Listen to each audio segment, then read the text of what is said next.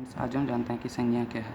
संज्ञा का जानने का पूरा संज्ञा क्या है ये कॉन्सेप्ट मैं पूरा क्लियर करा दूंगा फ्रेंड्स।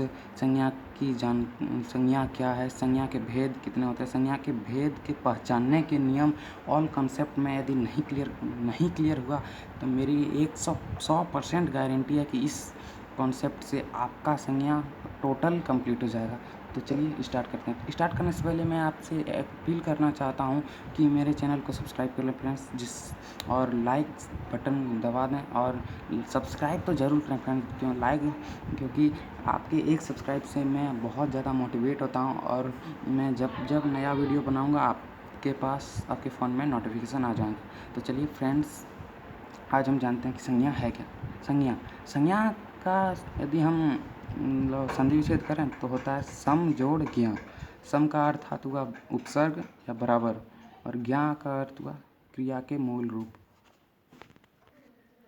संज्ञा का अर्थ है संपूर्ण जानकारी। क्या है फ्रेंड्स, एक बार रिपीट कीजिए। संज्ञा का अर्थ है संपूर्ण जानकारी। उपसर्ग क्या है? अब यहाँ उपसर्ग दिया है, सम दिया है, यहाँ उपसर्ग है। अब उपसर्ग भी थोड़ा जान लेते हैं क्या है। नहीं जानते हैं तो सुन देखिए। उपसर्ग वह शब्दांश होते हैं जिसका अपने को स्वतंत्र अर्थ नहीं होता। इसका मतलब अपना उसका कोई भी स्वतंत्र अर्थ नहीं होता है, परंतु वह शब्दों के आगे जुड़कर उसे नया अर्थ प्रदान करता है। क्या समझे? मतलब उसका अपना जो है कोई भी सामान्य अर्थ है, कुछ भी नहीं है, लेकिन वह शब्द के आगे जुड़कर शब्द का अर्थ बदल देता है, प्रदान करता है। उसे नई विशेषता का भी बोध लाता हो, उसे उपसर्ग कहते हैं। क्या कहते हैं? यदि शॉर्ट में यदि याद रखने का ट्रिक मैं दे रहा हूँ आपको कि शब्द के आगे जुड़कर शब्द में परिवर्तन ला देता है, उसकी विशेषता को बदल देता है। जैसे कि विद्यालय, विद्या जोड़ आलय।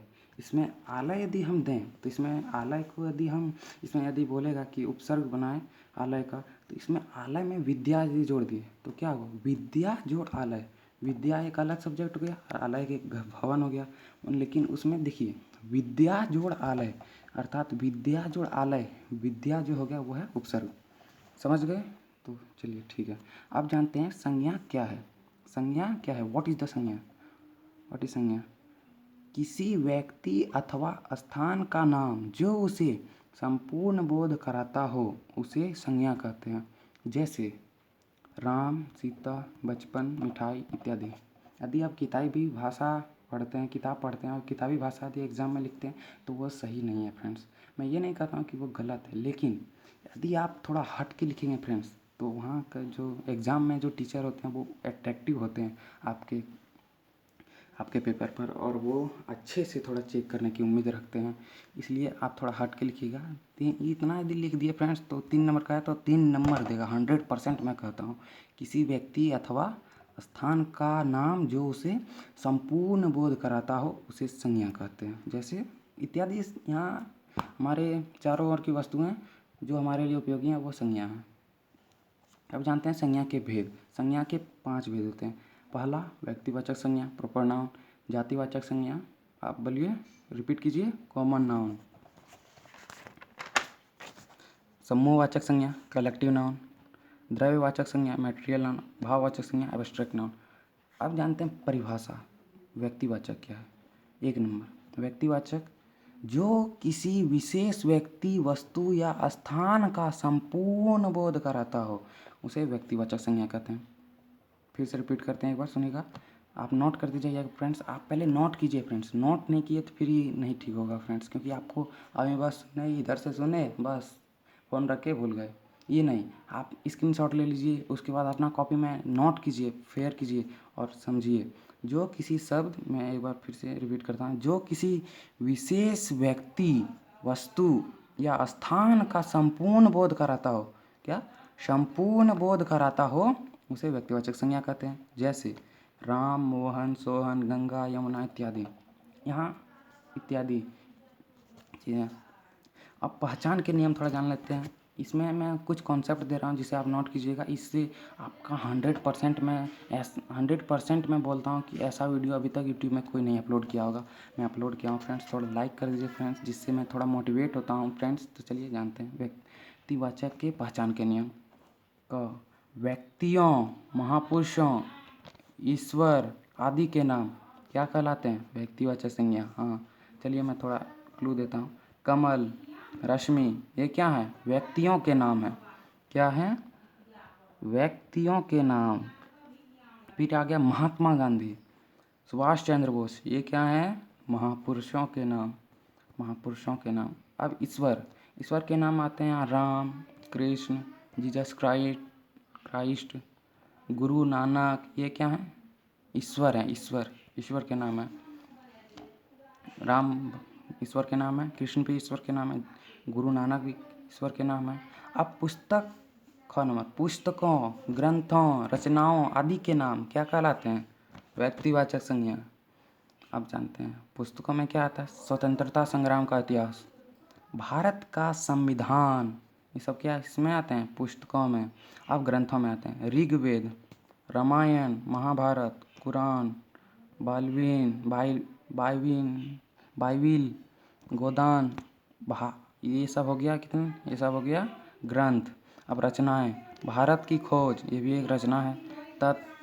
तमाश, गोदान, गोदान जो है रचनाओं में आएगा। गोदान, भारत की खोज, तमाश आ जाएगा रचनाओं में।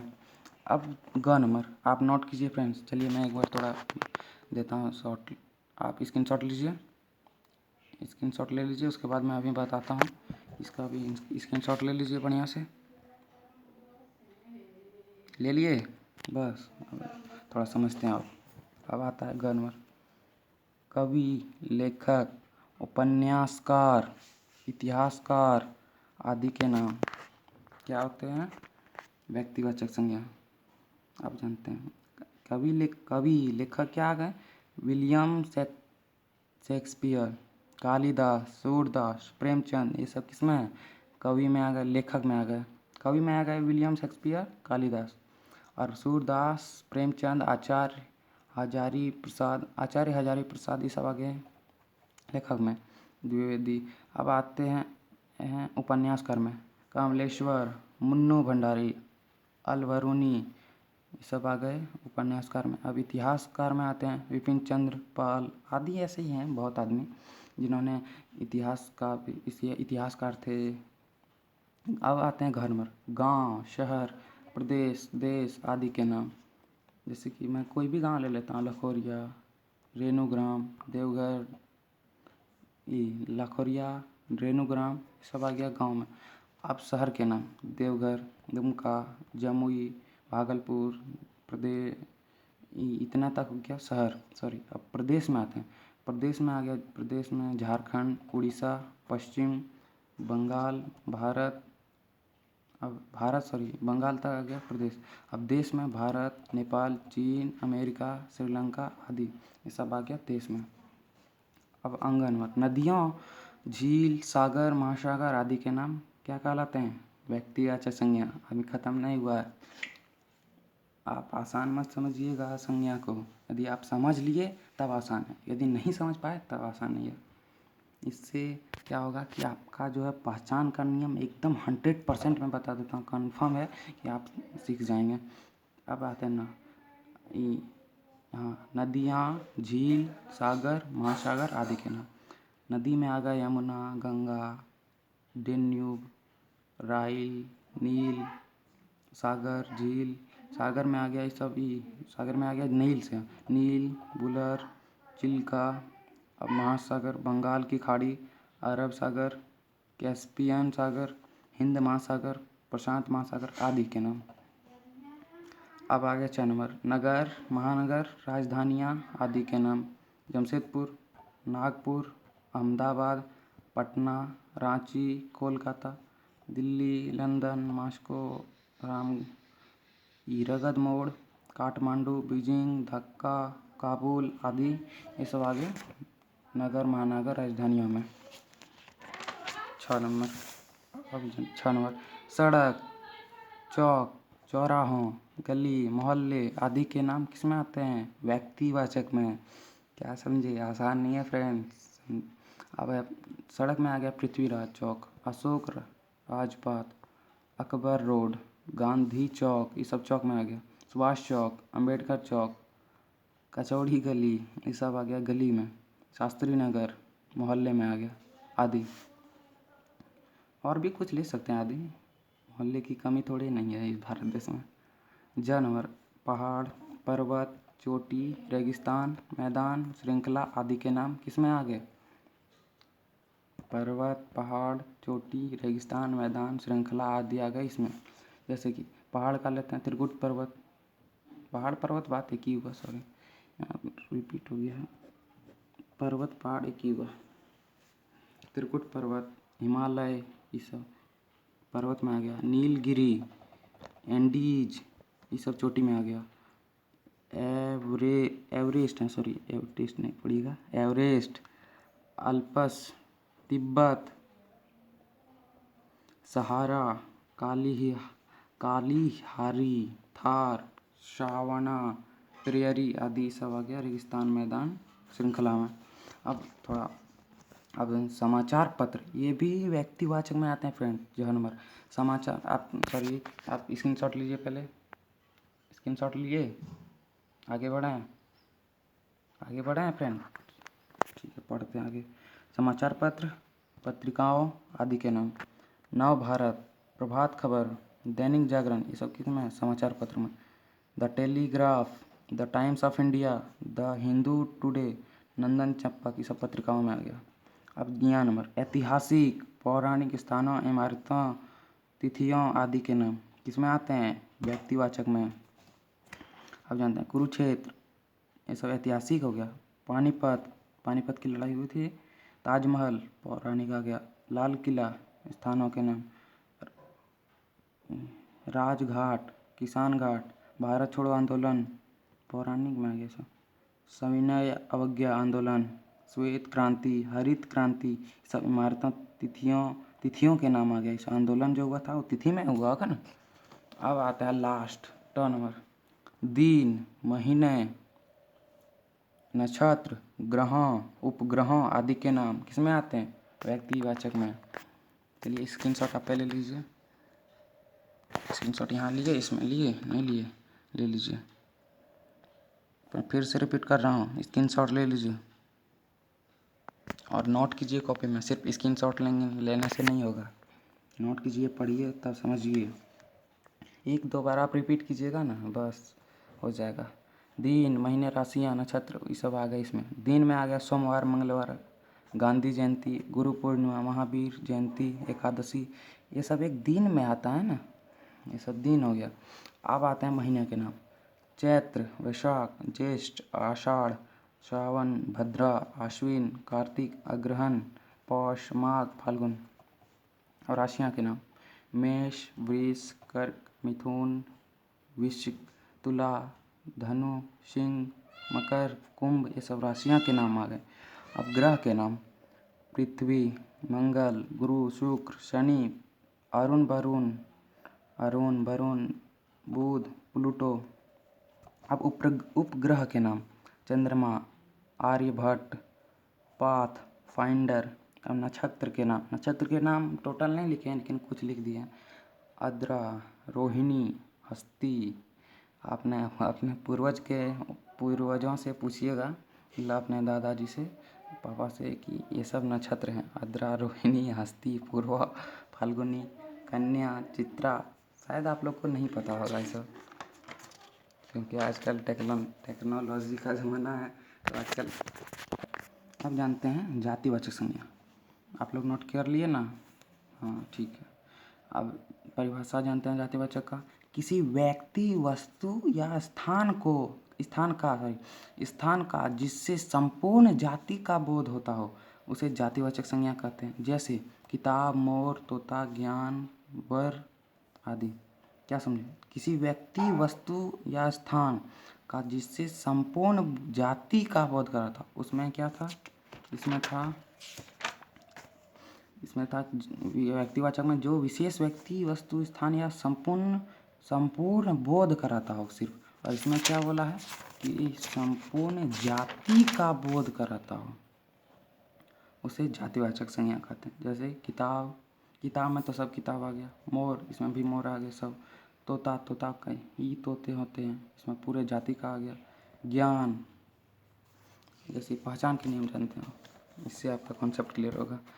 पेड़ पौधे वनस्पतियों आदि के नाम किसमें आ गए? आम, नीम, पीपल, बरगद आदि किसमें आ गए? जातिवाचक में। प्राकृतिक वस्तुओं के नाम धरती, बादल, पानी, आग, हवा, आकाश आदि।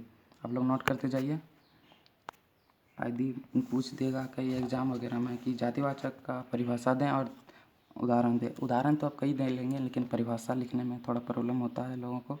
तो चलिए आप स्क्रीनशॉट लेके थोड़ा याद कर लीजिए। आते हैं ग नंबर पर। पशुओं, पक्षियों, पर्वत आदि के नाम गाय, भैंस, बैल, घोड़ा, हाथी, तोता, चील, कोयला, नील आदि, नदी आदि, पर्वत आदि के नाम आ गए इसमें। अब घ नंबर जाति, धर्म, पंथ, समुदाय आदि के नाम किसमें आते हैं? जातिवाचक में। अब हिंदू, मुस्लिम, सिख, ईसाई, ब्राह्मण, भूमिहार, यादव, मोची, धोबी, आनंद मार्गी आदि किसमें आते हैं? जाति धर्म में आते हैं। अब अंग नंबर में आते हैं विभिन्न प्रदेशों, देशों, महादेशों के निवासियों आदि के नाम झारखंडी, बिहारी, पंजाबी सब किसमें आ गए? विभिन्न प्रदेशों के नाम। एक मिनट, निवास इसमें देखिए क्या है, विभिन्न प्रदेशों, देशों, महादेशों के निवासियों के नाम क्या है? मतलब जो बाहरी राज्य में जो रहते हैं प्रदेश में, उनके राज्यों के नाम, निवासियों के नाम, निवासियों के नाम। जैसे कि झारखंडी बिहारी, पंजाबी, हरियाणवी, भारतीय, पाकिस्तान, जापानी आदि। अब आते हैं 4 नंबर विभिन्न रोजगार, पेश, व्यवसाय आदि के नाम दुकानदार, राजमिस्त्री, चिकित्सक, अभियंता, शिक्षक, नेता, चोर, धर्म आदि। अब परिभाषा एवं पहचान के नियम 3 नंबर। ये सब थोड़ा शॉर्ट है, चलिए समझ लेते हैं थोड़ा बढ़िया से। इसमें आपका समूहवाचक जो है ये वेरी वेरी इंपॉर्टेंट है, इसे थोड़ा ध्यान से समझिएगा। समूहवाचक ऐसे नाम जो समूह, समुच्चय, संग्रह आदि का पूर्ण बोध कराता हो, उसे समूहवाचक संज्ञा कहते हैं। जैसे चाबी का गुच्छा, सोना, भीड़, मेला, सभा आदि। इसमें मैं पहचान के नियम भी इसी में है, थोड़ा समझिएगा पढ़िएगा। ऐसे नाम जो समूह, समुच्चय, संग्रह आदि का पूर्ण बोध कराता हो, उसे समूहवाचक संज्ञा कहते हैं। जैसे चाबी का गुच्छा, चाबी का गुच्छा क्या होगा? समूहवाचक संज्ञा। सोना, भीड़, मेला, सभा आदि। क्लियर हो गया? बस तो स्क्रीनशॉट ले लीजिए, मैं हर बार बोल रहा हूँ, स्क्रीनशॉट ले लीजिए। 4 नंबर द्रव्यवाचक संज्ञा। द्रव्यवाचक संज्ञा ऐसी संख्याएं जिसकी गिनती, क्रय विक्रय, माप आदि का बोध होता हो, उसे द्रव्यवाचक संज्ञा कहते हैं। जैसे घी, सोना, चांदी, तेल, चावल, रस्सी, गेहूं, कपड़ा आदि। द्रव्यवाचक क्या है? ये थोड़ा आसान है, थोड़ा एक बार पढ़ लेंगे याद हो जाएगा। कॉन्सेप्ट रटने से याद नहीं होता, कॉन्सेप्ट को क्लियर करने के लिए उसका जो है ट्रिकी दिमाग रहना चाहिए, दिमाग को भी थोड़ा मतलब तेज रखना चाहिए। समझिए, द्रव्यवाचक संज्ञा ऐसी संख्याएं हैं जिसकी गिनती, क्रय विक्रय, माप आदि का बोध होता हो, उसे द्रव्यवाचक संज्ञा कहते हैं। जैसे घी, सोना, चांदी, तेल, चावल, रस्सी, गेहूं, कपड़ा इत्यादि चीज़ें हैं द्रव्यवाचक संज्ञा में। अब आया भाववाचक संज्ञा। भाववाचक संज्ञा जिन शब्दों से भाव, दशा, अवस्था आदि का बोध हो, उसे भाववाचक संज्ञा कहते हैं। जैसे बुढ़ापा, बचपन, गरीबी, निर्धनता, बचपन, दया, भक्ति आदि। इसमें बचपन बचपन 2 बार रिपीट हो गया है।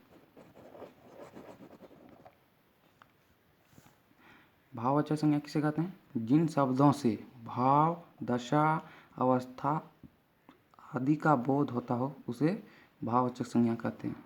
ठीक है, क्लियर हो गया? अगले वीडियो में मैं संज्ञा का रूपांतरण बता दूंगा। इस वीडियो में अवेलेबल नहीं हो पाया, अगले वीडियो में संज्ञा का रूपांतरण बता दूंगा, जिससे और भी ज़्यादा कॉन्सेप्ट क्लियर हो जाएगा। तो चलिए आज के वीडियो के लिए thank you for my watching video. तो लाइक प्लीज़ कर दीजिएगा फ्रेंड, आपके एक लाइक से मैं बहुत ज़्यादा मोटिवेट होता हूँ। Thank for watching my video.